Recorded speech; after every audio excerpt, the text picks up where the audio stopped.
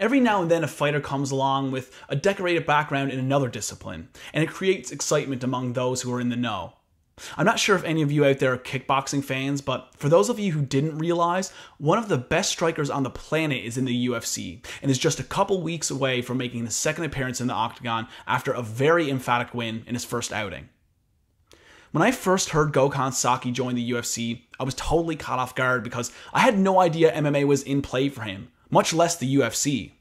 And that surprise was followed by total excitement, followed by skepticism. Not in Saki's ability to perform, but just my feelings on how many people would be willing to stand and trade with him. My first thought when I saw the news feed was, nobody's going to stand with him, and I still feel that way. I do feel like in his first few fights, he'll be matched up with someone who's willing to test themselves and take a chance at making a name for themselves, but I'm not sure how many on the UFC roster are willing to do it. I believe that the number of fighters in MMA willing to play the striking game against Gokhan Saki is extremely limited. But I know Henrique da Silva most certainly was willing to stand up with the Dutch kickboxer and throw strikes.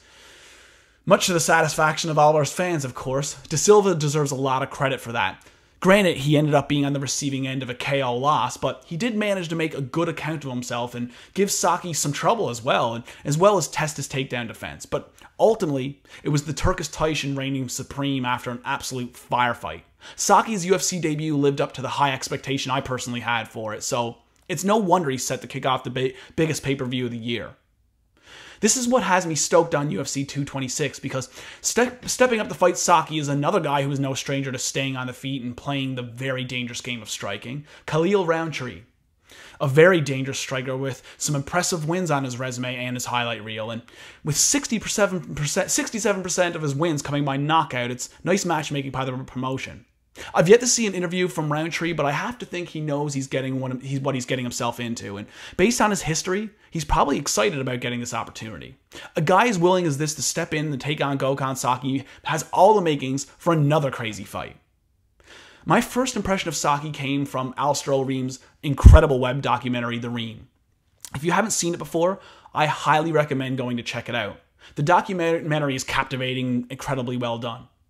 In fact, I got some homework for you all. I actually have the link to this specific video in which I was introduced to Saki in 2010 below. Please do yourself a favor and click on that link and start the video at the 7:25 mark. It was at this time that I learned of Saki and I've been following him ever since. Start the video at that mark and try not to get hyped on him. Then go back and watch some of his kickboxing fights. In that world, he has fought the who's who in that game. I honestly get chills when I think about that clip from the video that I'm recommending you check out. It's from the 7:25 mark on the link below. There's a lot to be excited about for UFC 226. It's unquestionably the biggest card of the year, and it's got a lot of big fights, but make sure you give some extra attention to the first fight on the card.